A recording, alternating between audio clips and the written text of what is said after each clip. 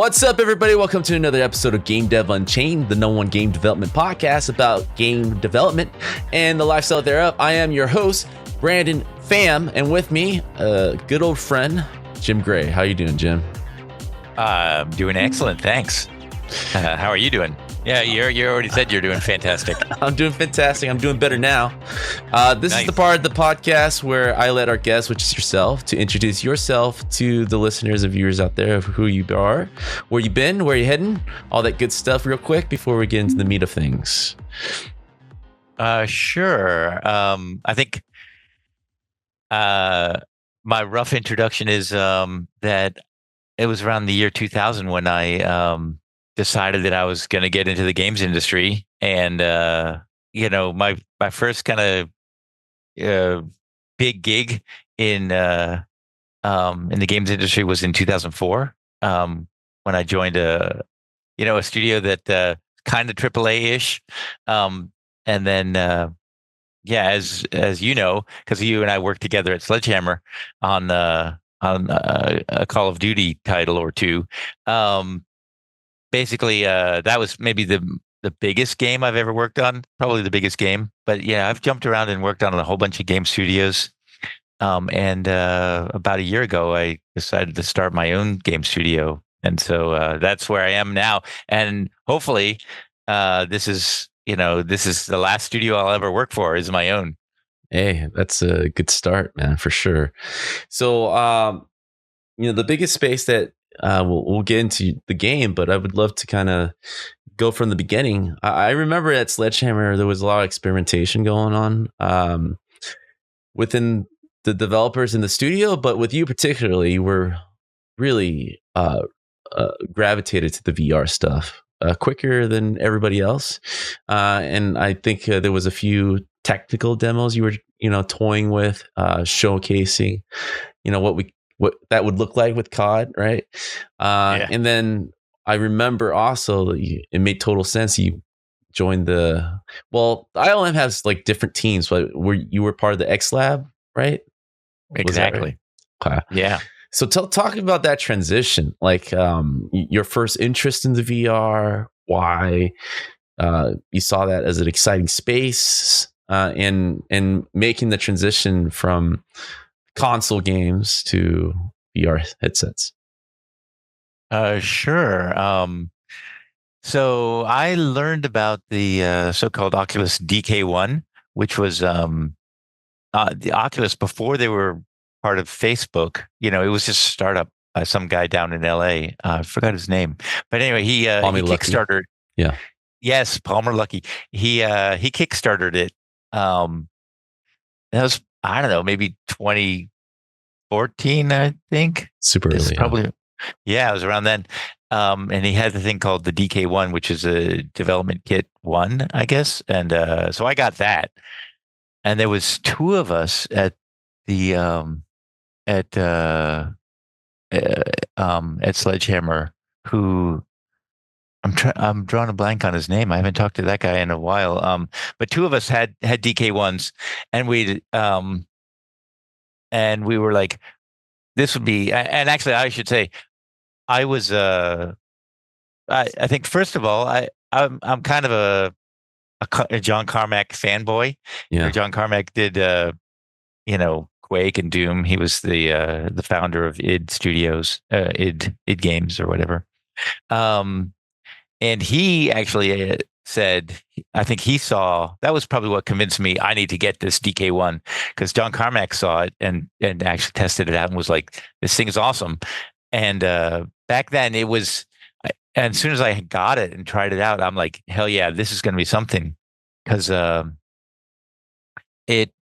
for me, it was already convincing that this can be really something hyper immersive. That's the thing that draws me to it, is you're actually in that world. And the DK1, I think was convincing enough. And actually the headsets now are way, way, way, way better.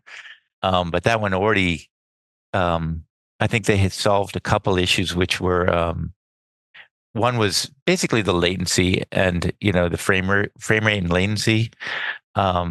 Any earlier attempts, I think, just didn't have when you like turned your head or something, it would take a minute to catch up. And I think the DK1 was the one where you could feel, okay, I actually feel it didn't have positional tracking, by the way. I'm getting a little bit into the weeds, but like if you moved your head like this and stuff, Yeah. it didn't have any tracking of that. But if you just simply turned your head and stuff, it was like, holy shit, I'm in this world. Yeah. And so I was like, this is going to be something. And so we actually, me and that other guy, wish I could remember, his name will come to me later. Two of us were like, okay, let's actually port the COD engine to use the it wasn't like porting the whole engine or anything, but we updated the COD engine to actually work with the DK1. And so we had a demo of this is probably hyper insider information. We actually had a demo of it and showed it to some people around the studio, and I just felt like, man, this is so immersive. To kind of get back to your question, to me, it felt, yeah, like this is really the future. This is where I want to be in terms of this immersion. And then I got the opportunity, as you said, they were called ILM Immersive. Sorry, they were called ILMxLAB, and they later rebranded as ILM Immersive. Right. But that's the same group. And initially, they were just all about VR, and now they're getting more into AR and some other things as well. Recently, they kind of made a splash with their. It was like a Marvel thing called "What If." So shout out to my pals and friends at ILM Immersive. That was a real AR, augmented reality type thing. But initially, they were all about VR. And I was like, hell yeah, that's where I want to be. And so I joined them really early on. I was the first gameplay engineer to join ILMxLAB. They basically had nothing except a bunch of ideas, honestly, when I joined. And so I can talk a lot about that. But let's move on to another question from you. That was my. I was convinced back in 2014 that it was going to be something, and it's been a very slow growing industry. But anyway, yeah. The immersive group, was that mostly to support Imagineering? What kind of projects were you guys doing to utilize the VR AR stuff? That's a great question. So mostly prototyping. They were doing prototyping when I joined, and as I say, it was very kind of primitive what they had, because they didn't even have a gameplay engineer, and so they were just kind of like making environments. But their idea, and actually, I would say fundamentally, they are. This is my perspective on it. So first of all, I should say their one of their mottos is "Step inside our stories." That's kind of an ILMxLAB kind of motto. And so they wanted to generally support, Disney, Lucasfilm, all those big name story, kind of, movie studio stuff. And they wanted to make it so you could step inside. Anyway, that's kind of the motto. But what it really turned out to be is essentially they always work with some sort of external partner. They tend to work, someone else, and whether that's sometimes so the biggest thing we did, the first big thing we did. Actually, I take this back. I guess what I would say the first big one that I was involved in personally, because they had one pretty much before I joined, but which I won't really talk about much. I can, but I don't think that's so relevant. The first big one that we did, where I was really involved from start to finish, was collaboration with The Void. So they are The Void was what you call a location based. As far as I know, they're not in business right now. I think they're trying to make a comeback, but they shut down during COVID. COVID killed it.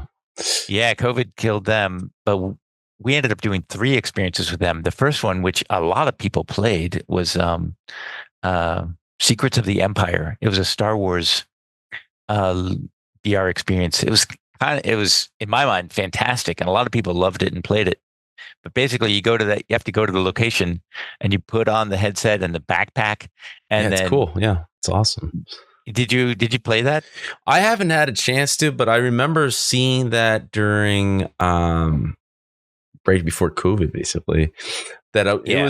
it was definitely a thing that you would go with your buddies or your kids and walk around Yes. basically arena or maze that has VR thematic storyline or whatever on top of that when you put on the headset. It's very cool. Yeah. And I think Totally. given the time, it is kind of set to make a comeback for sure. I think it's definitely going to come back. Like to Yeah. kind of mention like this thing, like there we have like in Orange County, I'm sure down in LA and even in the Bay, these little like kind of arcades, VR arcades popping up. That's been really Yeah. popular, like Like Odyssey VR, Sandbox VR, maybe. Sandbox VR. We have one called Odyssey VR. I always All see right. that place full, and there's always like kids being renting out for their birthday parties and stuff. And they have like a little setup individually if you want to play VR, but it's like it kind of took over. Well, it kind of evolved from the PC cafes that used to be a thing in the early 2000s or whatever, right? So they have PCs And all set up too. Yeah. also kind of like laser tag. It's a little bit like laser tag as well. Right. So yeah. I totally exactly. That whole location based thing is, I think it'll be around and keep evolving. So we ended up at getting back to your other question about like who did we do it with and who did we work with? We did three location based things with the Void, and unfortunately, I don't think they're available anymore since they kind of went bankrupt during COVID. But then we also did we did some games with Oculus because Oculus was kept growing and evolving. They've put out so many headsets now, but we collaborated with them on the Vader Immortal. Is kind of a premium game that you got initially came out on the first Quest, so Quest 1. And we worked with other external partners. It was kind of all. That's kind of the theme there. Is like it was always kind of external partner based, and you would think we would do more with Disney and Lucasfilm at ILMxLAB. I mean, I kind of was surprised that we didn't do more directly with the main company. I mean, we always had interaction because that place is kind of a collaboration between Skywalker Sound, and ILM, and then also the Story Studio. Right. And so the Story Studio folks were always involved, and that was one of the super cool things about Secrets of the Empire is it was actually canon, and so they actually had it, in the timeline of the whole Star Wars universe. So that was kind of fantastic collaborating with the story department of Lucasfilm.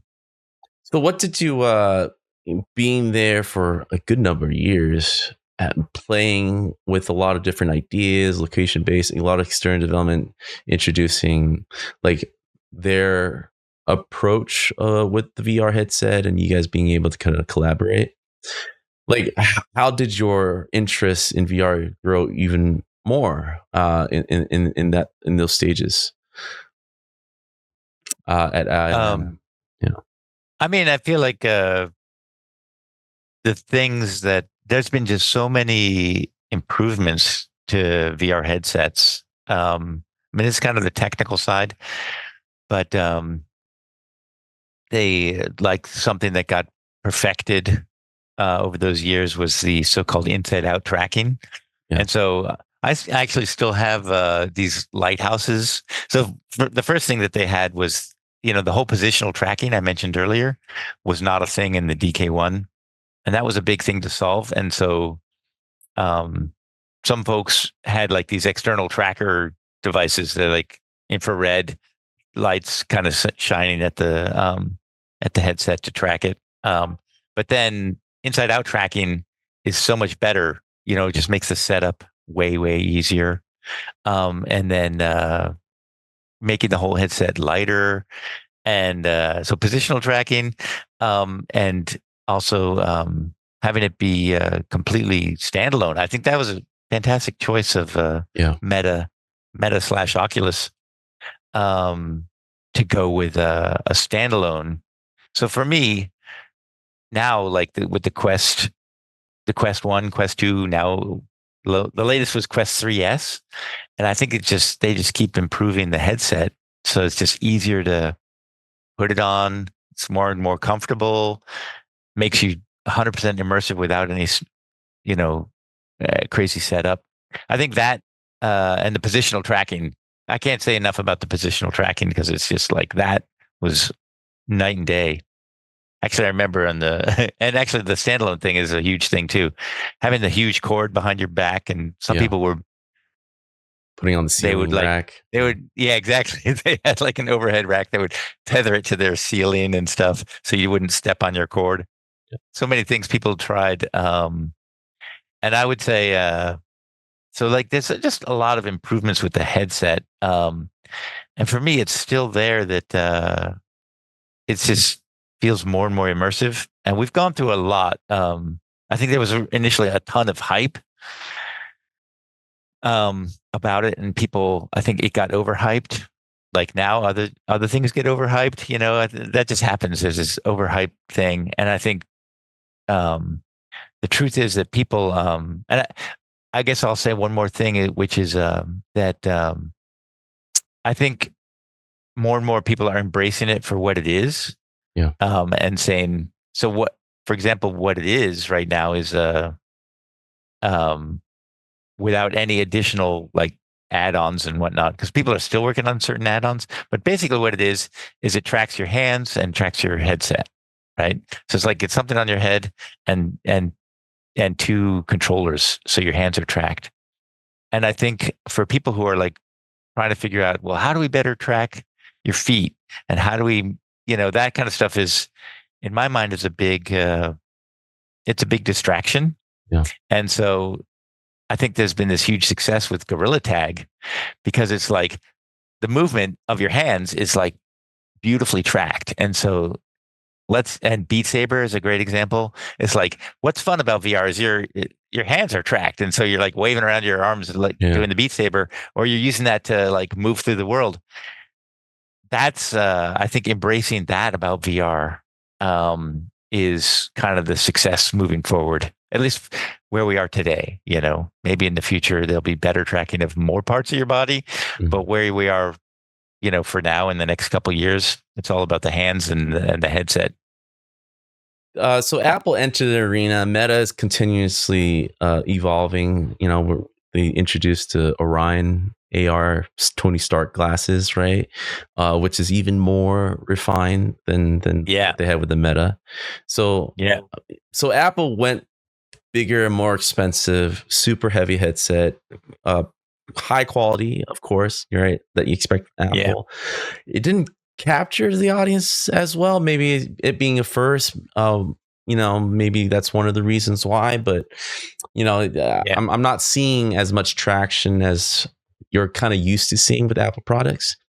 Meta is its stock is going up since the announcements. In response to what it's introduced. So, with the pair of glasses, it does seem approachable. They're finally doing live translation, which is what everyone's been wanting forever, right? The real Babelfish. But like the other expectant things, being able to have like a interactive monitor that you can just throw on the wall, have it basically pop up advertisings over like food products and stuff. But being able to play like retro games without with just the glasses. You can see where smaller form begins to open up to the masses more so than a heavy Apple product. I would love to kind of hear your opinion of where Meta's going and where Apple is going, and what's working for both, what's not working. So yeah, the emphasis on this is totally opinion. Yeah. So totally on my opinion side, the Apple product is so expensive. I mean, that's just for me. I think there's been quite a few headsets. There are some expensive headsets out there, but when you're talking a price point over $1,000, it's never gotten a lot of traction. And I think that's one of the things that Oculus has done right is like when they came out with the first Quest, I forget, it was around $400. Yeah. And that was really I think a breakthrough product. And when I saw the Quest 2 in Costco, I knew it was they were breaking into the mass market. So I feel like price is just such a huge thing. It feels like if you're going to pay, and I think Apple's is around $3,400 or something, 3,000 over 3,000. It's in my mind that price point is just such a huge barrier for most people, right? It's just like, who's going to drop $3,400 on the thing? Well, that's not to that's even saying it's worth mentioning that I feel it's still like 90% of regular people have not even tried a headset after all these years, right? I have yes, that is true. And actually I have a related theory about that. I think that there was a bunch of headsets that actually did a lot of disservice to the community.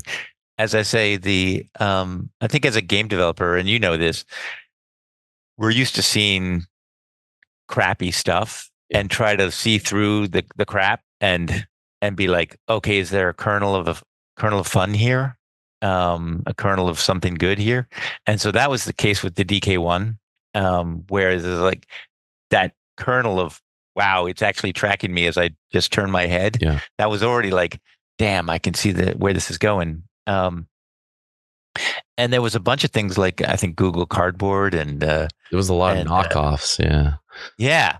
And I think a bunch of people did try those, and they were just like, I think it did disservice to confused the market. To the marketplace. Yeah. Because people were like, I tried it. Yeah. It wasn't really good. And so, yes, there's probably as you say, there's probably many millions of people who haven't tried it at all. But then there's also a big group of people, like early adopter people, who tried an early version and said, yeah, it's not there. But I think if we can get some of those early adopters to retry in my mind, the Quest 3, I think they'll be like convinced, oh yeah, it has come a long way and it is really quite awesome now. So there's that. But you're right. There's a lot of people that are turned off by the fact that it's just this big clunky thing that they stick on their head, and it's kind of associated with being quite nerdy, which doesn't bother me. But I think there's a lot of people out there who don't want to be too dorky. So yeah, you had a broader question though about Apple and Meta and their direction. For me, I think what Apple and Meta, as you say, putting up a big virtual screen in your living room, and and having ads pop up, and having a lot of things that I would say, for me personally, and again, this is personal opinion and stuff, I'm not interested, honestly. I sort of feel like I want to be transported into a new place, right? Like take me to take me to another planet, or if it's sci-fi, take me out into outer space. If it's a medieval fantasy, take me back to the medieval times. It's like completely transport me to a new place. And so I'm not really into the AR and having new things pop up in my living room. Yeah, that's good. I mean, to me, that's more like productivity apps. It's not actually something I'm not opposed to it. Let me be straight. I'm not opposed to having more productivity apps in my life. And I use Google Docs and stuff like that, but it's kind of in that category of like, how do I be more productive, and not how am I entertained? How am I have fun? Yeah. And so I really like, I think since the year 2000, as I say, I decided I want to be in the games industry. I want to be kind of the in that sort of let's just say AAA premium entertainment, right? And part so part of that next frontier of games for sure. Yeah. And so for the entertainment, I want to be fully immersed, and then and also no ads. Ideally. I would say like it kind of deflated me a bit when John Carmack wasn't involved with Meta anymore. I was like, oh no, it's like that's our god gamer game developer, right? And as soon as he left, it went in the direction of the productivity apps, right? The game kind of took a back seat, which I get to a certain extent. So comparing to the Meta and Apple, they're trying to break into that mass market. The bulky headset definitely does not work. The glasses, I can see it lying around of friends and them putting it on and starting to see like text messaging popping up and stuff. And it's about introducing them. It's like a gateway product, right? It's like it's trying to get them to that world, because I think hardcore gamers see the potential, and as long as there's a good game, we're willing to like jump in and immerse ourselves. So it's interesting to kind of see the two different products, and Meta's definitely trying to like make it as cheap and as approachable as possible. Apple's going for that premium thing. The only thing with the premium thing is like, maybe because of the lack of under delivery of expectations, I'm not seeing too much Apple emphasis on it as much as I thought it. I thought they would keep making sure that, hey, this is awesome. Look at the software we have for it. This is the next gen of gaming or productivity. They kind of stopped. So I'm kind of worried they might phase it out, which might be a big disappointment. You kind of need like a competitor because, like you said at the beginning, it was like 1,000 headsets. Now there's basically just 2 companies making like real headsets. There's more. Top 2, but yeah. I mean, really, in my mind, the Meta is the biggest, and they've got the biggest market share for sure, and so I think they're the leader. But there's other people that may make a big splash, which I'm definitely going to keep my eyes on Valve. There's rumors. I don't know if you've heard the rumors about. It's called the what's it called? The Deckard, which their Steam Deck I think has done really well, and Steam Deck is like a kind of a Nintendo DS type thing. Yeah. All right. Yeah. A lot of people love it, and they're making a headset for it. Yeah. What I've heard is that they're going to make a new, because they did the Valve Index. Yeah, they got the Index, which I have, and it's probably the best one. What do you think?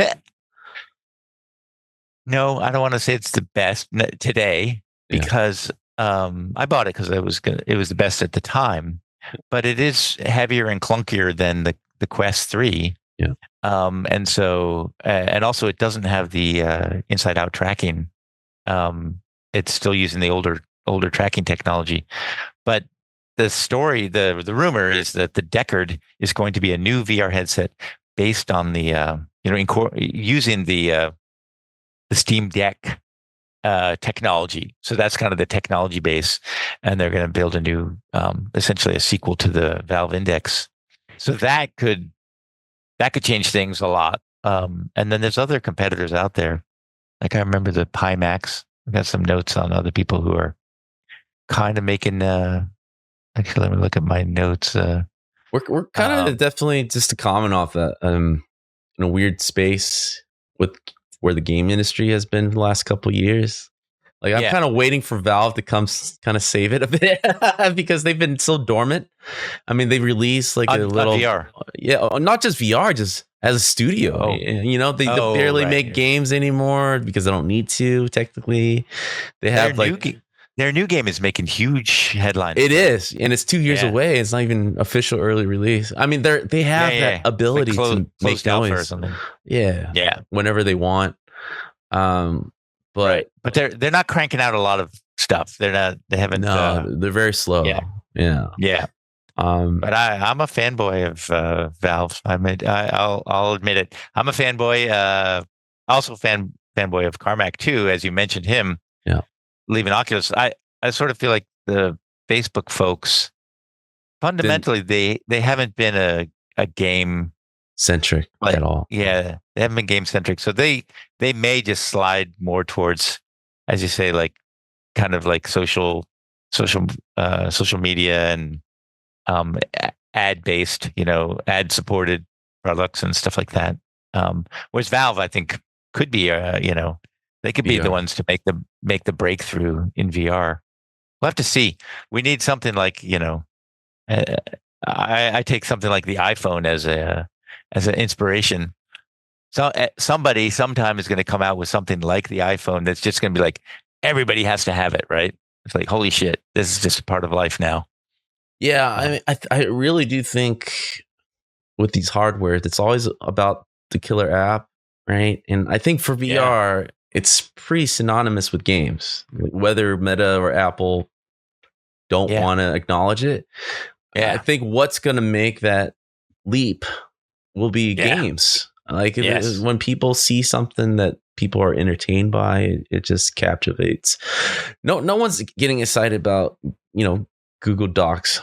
It's like, who's this for? Like Zoom VR?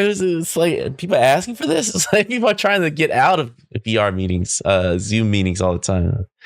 So, I'm hoping Valve. I know Valve can do it. They've released the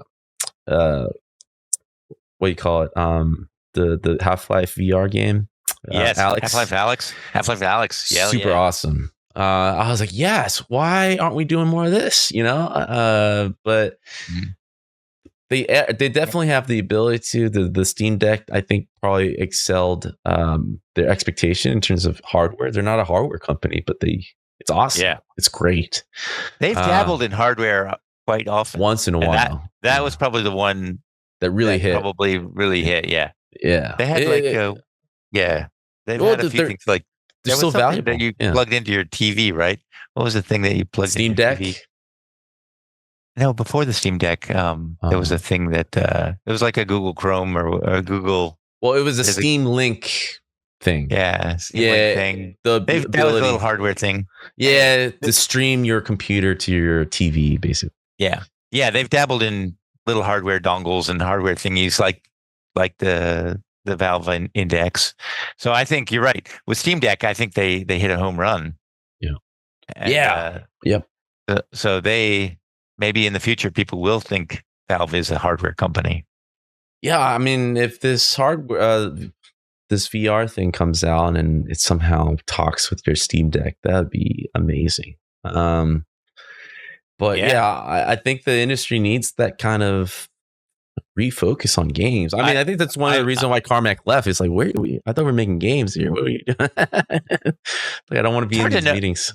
Yeah, hard to know with him. I've never really talked to him personally. But yeah, I feel like he hasn't been involved in a big game for quite a few years. I mean, I am a fan, but yeah, I can't remember the last big game he worked on. So I don't know what he's doing nowadays. Maybe it has to be Rage, right? Yeah, it was probably exactly Rage. Yeah, it's been a while, more than 10 years ago or something. Yeah. So maybe he's anyway. I'm also a fanboy of Unreal. Yeah. As you know, ever since I switched to joined ILMxLAB, which was, I think it was 2016 when I left Sledgehammer and went to ILMxLAB, I've been using the Unreal Engine since then. Yeah. And those folks, they're not, no company is perfect, but I do love Unreal Engine and the Epic folks, all the stuff they're doing. You're one of the few engineers that I've heard that love the engine. Yeah. That may be true. I think a lot of, especially if you talk to rendering engineers, I mean, I think all the folks at Sledgehammer, I mean, they liked working on the COD engine because they could get their hands dirty in the rendering side. Whereas it's really hard to do that with Unreal Engine. It's just so like prepackaged and big. Yeah. Yeah, but as a gameplay engineer, I like that because it's like There's I some can rules. Yeah. yeah, I don't have to worry about the rendering side. I just focus in on the gameplay. Yeah. And so I like it. I think it's going out on a limb, I guess, to say I think it's a much better engine than the COD engine. Depending on what game you want to make. If you want to make COD, then obviously the COD engine, you have to do that. But almost any other game is like, go with Unreal Engine. That's my opinion. It's lesser headaches, at least for developers, I think. Yeah. But even Halo's switching over, from their engine to Unreal. Oh, Halo. Oh, the Halo folks are switching to Unreal. Yeah. It's a big one. It's a smart move. I've heard a lot of people. I mean, I think it made sense. And that's how I started in the industry, was by making my own engine. I mentioned that I like decided, I'm getting into the game industry in the year 2000. And then it wasn't until 2004 that I really got a good job in game dev. But yeah, for those 4 years, a lot of it was me making my own engine because that was the thing to do. Unreal Engine, you had to pay like $1 million to license it, literally. Yep. Or the Quake engine.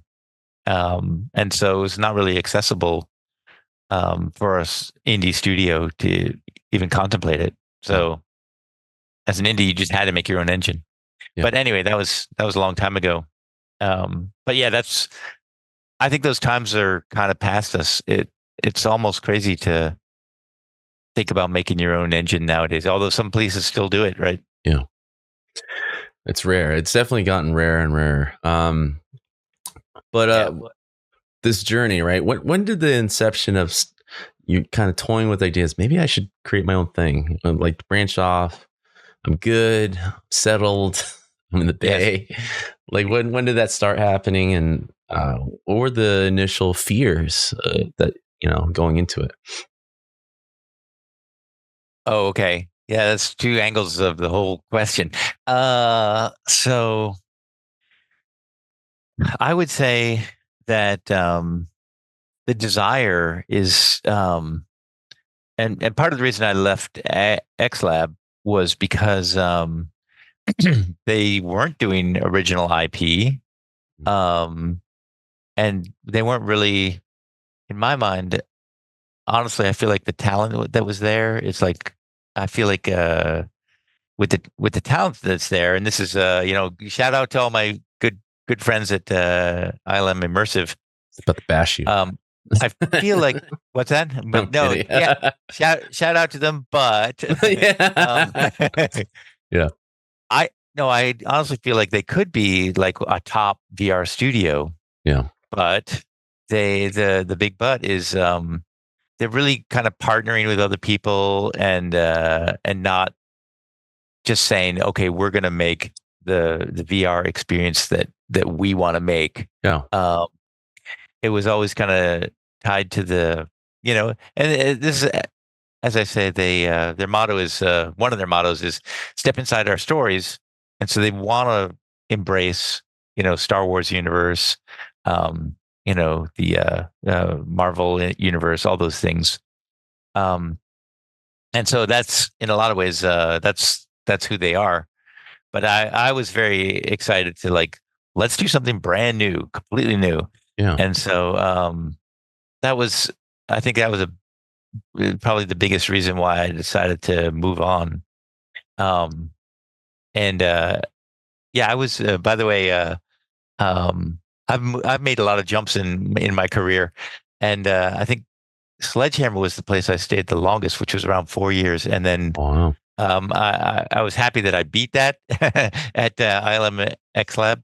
I was there for over 5 years. Oh wow! I was actually really really happy that I stayed with them as long as I did, because I tend to jump fairly often. But yeah, I wanted to get more into original IP. And really, I mean, this is kind of the dream of being an independent indie guy, is really can just, make the game that you that you really believe in, and something that's no limits, so to speak. And I want to even get more no limits. But anyway, maybe more on that later. In my mind, that was the draw, is to kind of be more involved in the creative. And also, to some extent, I shouldn't say to some extent, to a large extent, I was pigeonholed as an engineer, right? Mm-hmm. Which makes sense. That was my main skill set, was engineering. But creative meetings and stuff like that, I wouldn't even be invited. Honestly speaking, and they would come out of the creative meetings and be like, "Oh, here's the new direction," or whatever, which was fine. I mean, that's what they hired me for and paid me for. But I started to feel like I wanted to be more involved in the creative, and also be working on brand new IP, create something from scratch. I think that's my passion. That's what I've been, kind of drawn to my whole life. And then you said the fear. Obviously, there is a constant fear of failure, and I would say I'll bring it up to date. I guess I started this a little more than a year ago. This Jim Gray Productions, and there's certain things that I'm just well aware that I'm not good at, and not, or I'd say at the very least I'm inexperienced at, and that is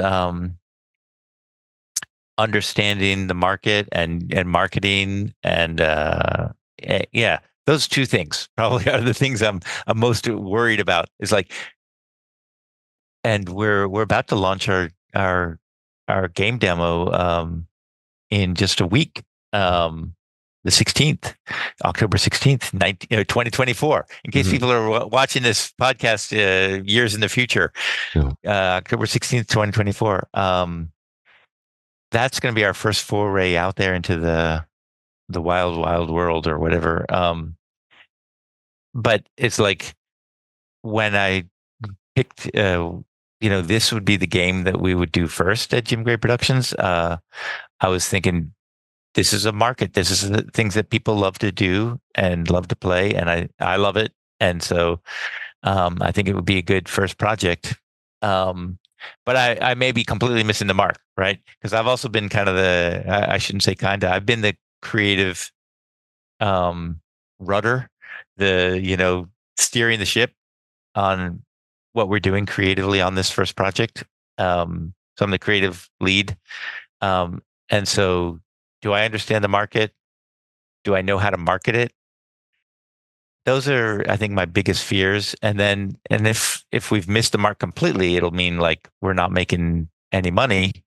And and having personally invested in this, it's not a huge fear, because I did have a good retirement, and as you say, I'm kind of settled. Getting a little bit personal, I bought a house in the Bay Area in 2002.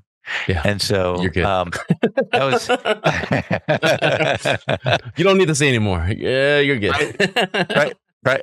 Yeah, prices have gone up and stuff. So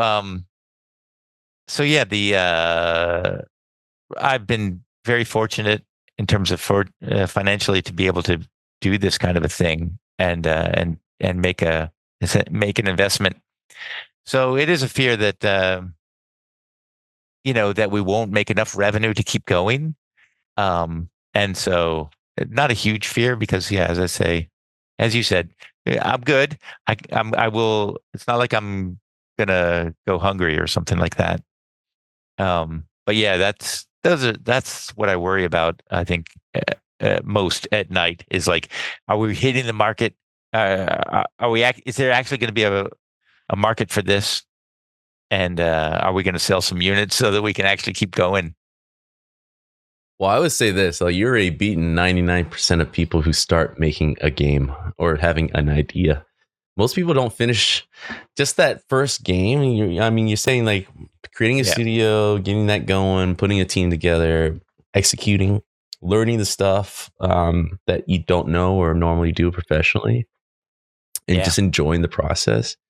There's so much that you've learned probably the last year. And I think every successful small team is just about building off of that with every game, and completing it is like, seriously, that's awesome, man. That's incredible. Just like getting to the point where you guys are ready to like ship it. So much we're shipping, to be clear, we're shipping the demo. But it's a really serious demo. It's about we're estimating it's 30% of the full game, and it includes essentially all the mechanics, and full quality artwork. But yeah, on that point, I want to say other things I've been really fortunate about, and not everybody is going to have this opportunity, but one of the great things about ILMxLAB was I shipped about 5 games there, and as a lead engineer. So I was able to be lead engineer on the full product cycle of about 5 different games we put out.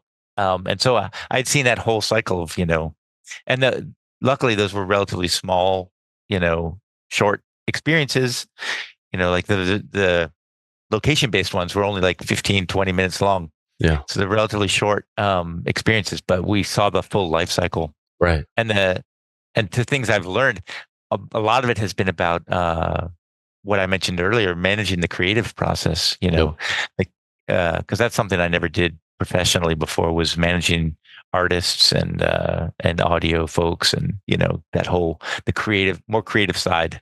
Yeah. Directing the whole thing.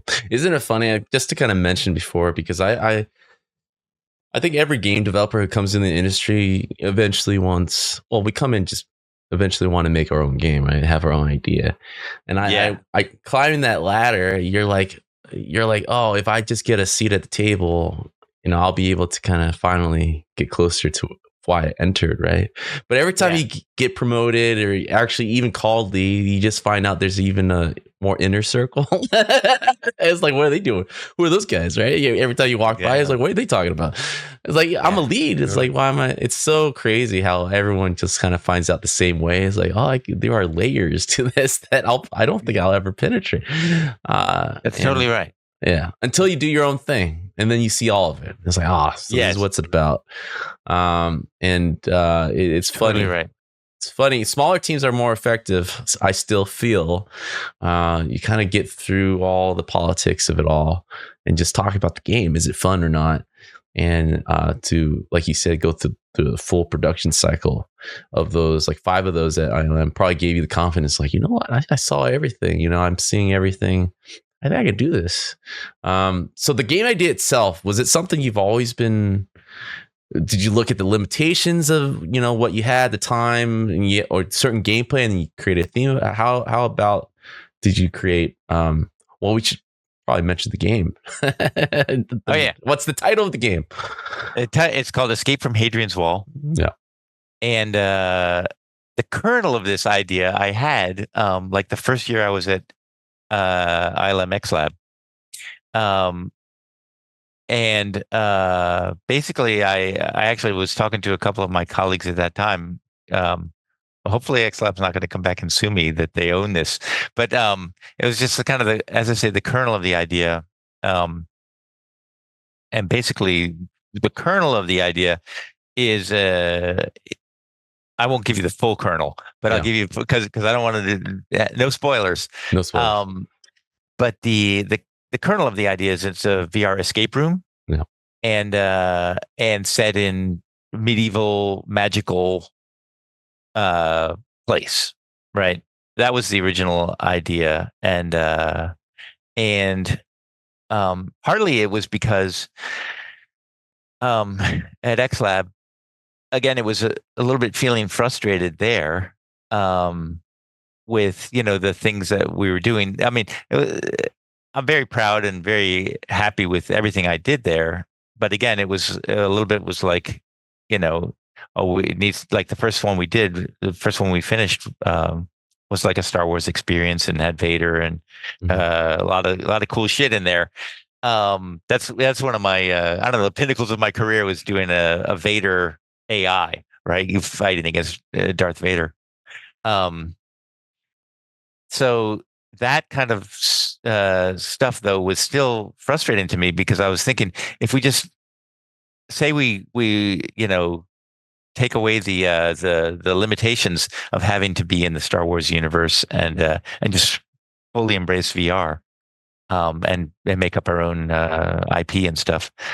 And so I had this idea of let's just make it as fun as possible. You're in VR and there's magic and there's like all this kind of one thing that's actually I'll just be clear is not in our demo, but originally it was one of the ideas was one of the cool things about VR is like you shrink yourself down or make yourself huge, Yeah. right? And so it was like that would be a cool magical potion to shrink yourself down and then you can solve puzzles shrunk down, or you make yourself giant and you can solve puzzles that way. And so it was like that was kind of the idea was to embrace all these cool things and make it in my mind thing. This project has grown in the development, but initially it was like single room. Our room, our escape room is not a single room by a long stretch, but that was kind of the idea is we could make a small experience and it's something I could do on my own. And that idea, I think, came to me in 2016, 2017. Talked with some colleagues and actually I pitched it to a friend and he was like, that's a great idea. And so it kind of sat in the back of my mind for several years. And then, as I say, it was a little more than a year ago. I was just like, man, it's time to do it. I got to do it. And think all these improvements with VR, Quest 2, as I say, becoming more mainstream and there's more of a market there and feeling more financially stable. I was able to make the jump. So yeah, I don't know. Did I answer the question? Yeah, I think I'm always interested to kind of hear because everybody dreams about it, Yeah. A developer 2 years in the industry, a developer 27 years. It's always the same thing. It's like, man, I would love to just spend all day making my own ideas come to life, right? And then a smaller percentage of that actually go out and do it, right? So that leap have always been, it's always good to kind of hear what the barrier that's keeping a developer from doing that jump, because I think that a lot of the industry, especially the last 2 years, just all these layoffs, all this stuff happening. Like if there was ever a time to like at least put some things in motion to do something like this, because you can't always what you're saying about jumping around. Same here. I think my average is probably 3 to 4 years per company, right? And that's most cases. I think before I entered the industry, people were saying like 5 years, right? 5 years is kind of like the max. I don't think I've even hit 5 years for other companies that I've worked for before until I started my own, right? And a lot of the freedom that comes with that, it's just ease of mind. Just being able to kind of build the skill set to sustain yourself eventually, right? It's like you guys got to do it in small steps, like get it going, create like a portfolio branding or do some side stuff or get that going. So it's very interesting kind of hear that you're in the Bay Area, you're at these great companies, and that's still kind of you just had that kind of itch that eventually you scratched. So yeah, totally. Yeah, what you said definitely resonates. The thing you said earlier about, moving up the ladder. As I say, I was a lead engineer on a bunch of projects, and then I was actually just before I started my own company, I was director of gameplay engineering for Midnight Society, also a bunch of awesome people. Yeah. And right, even there, I felt like right as at that level, I'm a director, and there was another meeting. there was the more inner circle. Yeah, it's never ending. It's frustrating. It's like, I thought I'm the guy. Who else is talking about my thing? Especially in your area, right? It's like, that's me. Who else is above me? It's never ending. It's just that chase. It's a rat race. It really is. And I think for some people that works. I don't know. I'm not 100% sure. You've talked to more people than me, but I feel like maybe some people. It has a place in the industry. Yeah, I'm not gonna denounce like a good part of the industry, but there needs to be a balance. Definitely. Like, I think there's a healthy amount of indie developers, healthy amount of like AAA blockbuster developers, and they need to coexist, right? Totally. And I feel my heart is in AAA. I mean, I just love the quality that we are able to achieve when you've got a big team and you're really spending the time iterating on things. And I do love the AAA style of stuff. And so but you're right. It was an itch, and I'm not sure what else I can say about that to encourage people. I do feel like, one more top tip maybe is Upwork. I don't know if you know about Upwork.com, but the world has become very globalized. And so you can find, like, not just be limited to the people you know directly, but it's like you can, if you need concept art or any, anything that you aren't personally able to do yourself. I have found, and I'm not sponsored by Upwork, I found that multiple people there who helped me a lot in this production via Upwork. It's like Uber for finding an artist or whatever. Exactly. And so the world I think that has been super helpful. And another thing that people can do, and exactly, it's more affordable if you're hiring outside the Bay Area. I'll just leave it at that.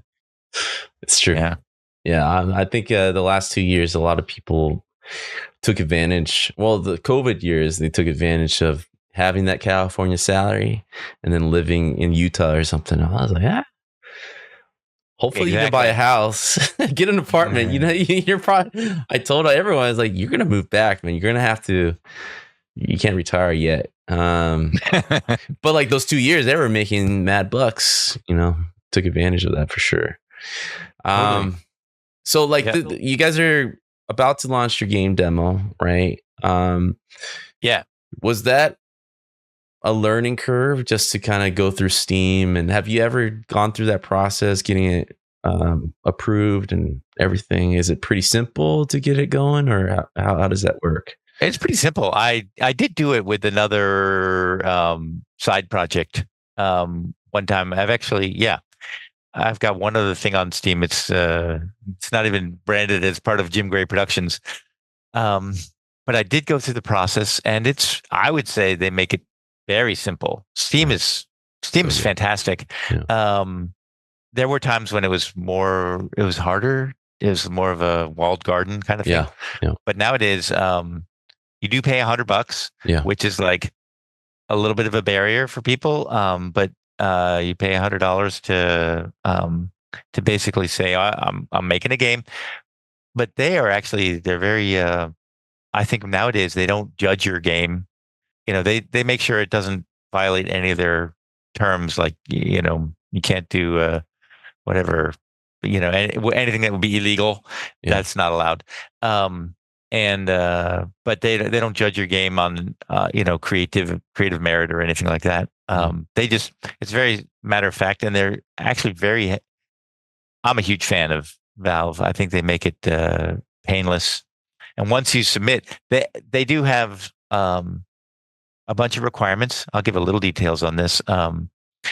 They have a bunch of marketing requirements because their games show up all through the store, right?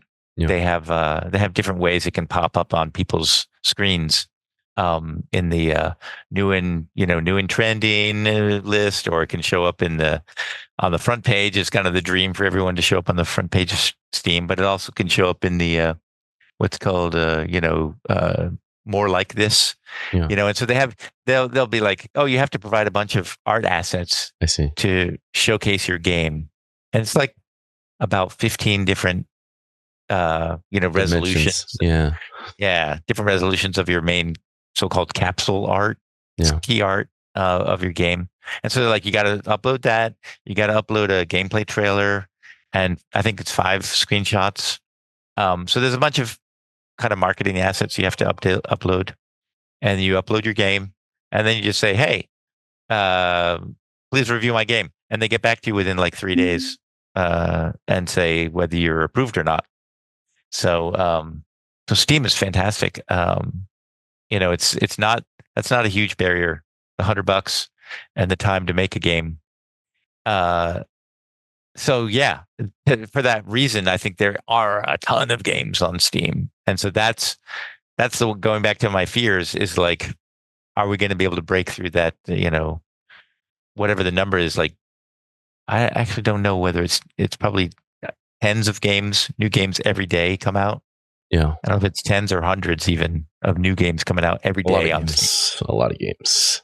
And so you got to break through that and get your game noticed. Yeah. Yeah, it's definitely a skill set that people build over time. And I should mention on the marketing front, so we decided to go for Steam first, and then we'll do Quest second. So we've been the whole time. This is my engineering background, from the start, I was like, we want to be on those 2 platforms. And Unreal Engine, again, huge fan. They make it easy to, it's not trivial, but it's pretty easy to build your game and then package it up for PC, Steam, and then also package it up for Quest, which is probably everyone knows it's an Android device. Yeah. So it's 2 separate packaging, and then you can upload to both places. Pretty straightforward. But we decided to focus in on Steam first for like about a month, and then we'll do the Quest release of the demo a month after that. And then another thing I learned a lot about is marketing. I hope my information is good. No, we're getting to the end of our hour, I'm sure. Yeah. Another shout out to, I've been learning a lot from the how to market a game guy is what I call him, howtomarketagame.com. And so he's kind of like, get a demo out early. He's got a lot of great advice. So for people who are into this, I'd say check out howtomarketagame.com and learn from that guy. He's got a lot of free resources, and he highly recommends get your demo out early, and then you can get people playing your demo and wishlisting your game. Yeah. What was your question again? No. Just you answered it because making a game is it's a nut to crack on its own, right? But then publishing a game. How hard is it to get out on Steam? Yeah, well, I mean, I always like to kind of go through it because Steam have gotten a lot easier. I know they had Steam Greenlight way back where they had, I guess, 2 guys at Valve like curating that, and they're like, "Yeah, we can't do this all day. There's not enough of us." They just let it open. Yeah, totally. I just love the fact, like you said, I'm a big Valve fanboy as well. I think most people are. I mean, they're the last, in my opinion, titans left of the game industry. I mean, used to be Riot and Blizzard up there, and they're kind of like, you know what I mean? And Valve is just like, whenever they want to feel like making a game, they've been making a lot of splashes. But yeah, they made it a lot easier. And not just that, their Steam storefront is still the place for indie developers to put out their game. It's weird. Yeah. That whole I'll mention because I know a lot of your viewers are like interested in how to make a game, right? And get into it. I'll mention itch.io. Like if you don't want to pay the $100 and you want to put something out there, and the How to Market a Game guy actually recommends, I forget his exact reason, but he's like, put your game out on, actually he kind of said, put it out on itch.io to get some people testing it and giving you feedback early. Yep. And then when you actually put it up on Steam, you're more prepared for the, it's like, use that as I don't know if that's That's a good doing advice. good service to the itch.io people, but that's like even lower barrier to entry. You don't pay $100. You just put your game out there. So people should do it.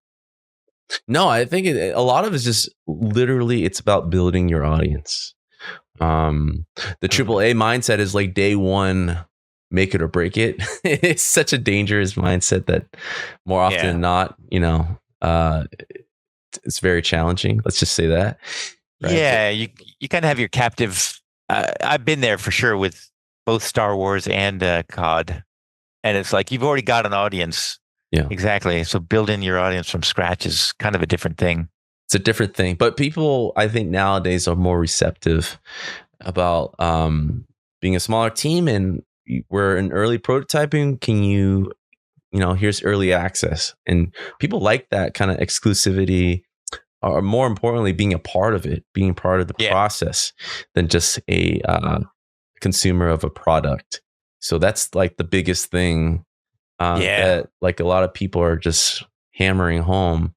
Like as soon as you have a demo, put it out there, get testing, get feedback, because it will help inform, basically tailor your game towards your target audience, which you don't kind of know. You have an idea before publishing a game. It's like, I think they're a bunch of me's, right? But then your game is demo or whatever gets out there. And it's like, these are way different than what I thought. We should change it a bit and be 100%. Receptive. Yeah. So that's why I never get when I see bad devs, devs giving bad, just getting into it with their fans, basically, right? It was like, you should have done that. So there's a lot of back and forth, at least in the AAA space, where I get that there is like, take pride in your work, stay true to your vision stuff, right? But if you're putting it out there, right, you're kind of asking for feedback, right? And I think it's always good to be receptive to those feedback, because that's the people who either got it early, that downloaded day one, that is spending the time to actually try out your thing. That's the 1%, right? So everything you're doing and saying, it resonates with a lot of different guests that have come on. It's just to put it out early. That's awesome. And you're going to learn a lot from that for sure. Super excited for you, man. Yeah, I want to embrace it even more on my second game. I'm already, in some sense, thinking about it, because basically we decided to make a puzzle game for this first one, and in a lot of ways, there's not, in my view, there's not replay value. It's like once you've solved the puzzles, then you're like, you know the game, and you're unlikely to play it again. Yeah. To some extent, I knew that's what I was making, but I wasn't, when I first decided this was the game we'd make, I wasn't really thinking about all that interaction with the community. Yeah. And because you're right. If you have a game that's more like, some sort of like let's take Minecraft as a sort of example of a thing. It's like that can be people can just keep playing it over and over again. Yeah. And if the developers are like, now we've added skeletons, and now we've added zombies, and now we've, now we added, diamond that you can mine, and like all these different things that can all be done iteratively. Yeah. And in collaboration with your community. And so I think I'm definitely thinking about that for future games, how to be more engaged with the community as we're building it. As opposed to this, I feel like the demo is, I don't expect people to play multiple times. And we're kind of, that's the way we're thinking about this, is that people will play it and be like, hell yeah, I want to play the rest of it, Yeah. But we'll definitely take everything that people say and improve it.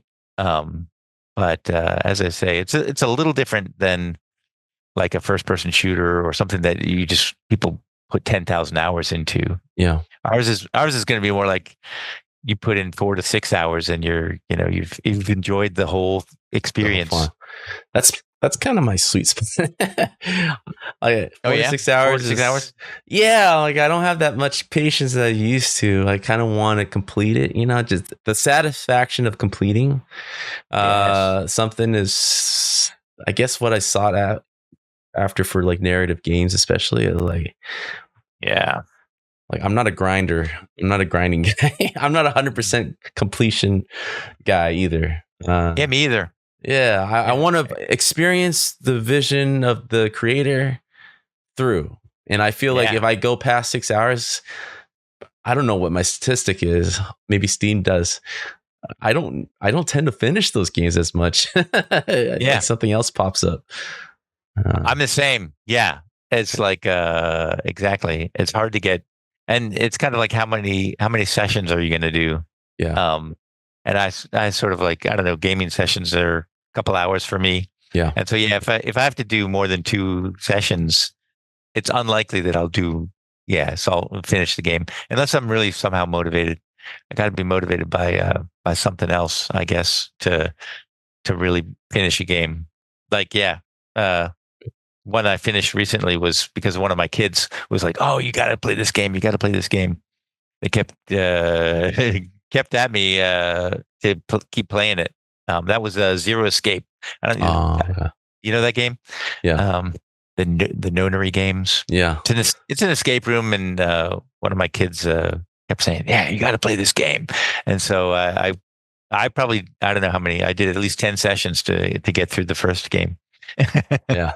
That's good. But it is a cool game. I agree. It's a lot of cool stuff in that game. Anyway. Yeah. But so do you do a lot of single player games? I tend to I'm getting back into it. I mean, I got interested in the game industry as a gamer, mostly playing all the single narrative games. All right. And then got into, Counter-Strike and Call of Duty multiplayer stuff.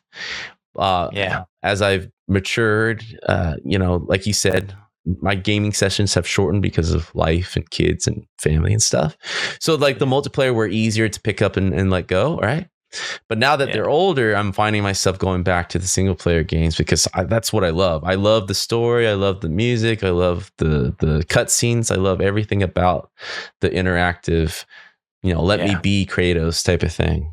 Like that's where I kind of lean towards. Like I got lost, like you. It's been a while since I've got lost, forgotten the time in a gaming session, but I've been playing Wukong and the Black Myth. The Monkey King game. So it's a beautiful game, and it's all about like boss fights after boss fights, and I just got lost in it. It's the most surprising thing I keep mentioning on this pod is that it's bug free. Like the team size, they're a Chinese game developer it's like 1/10 of a AAA, but it's a AAA quality game. They just very focused with this narrative. With a relatively small team, you say? Very small team.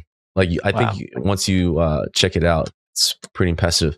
The difficulty of it is it's not even like those fake difficulty things when you make it hard. It's just like impossible to beat, right?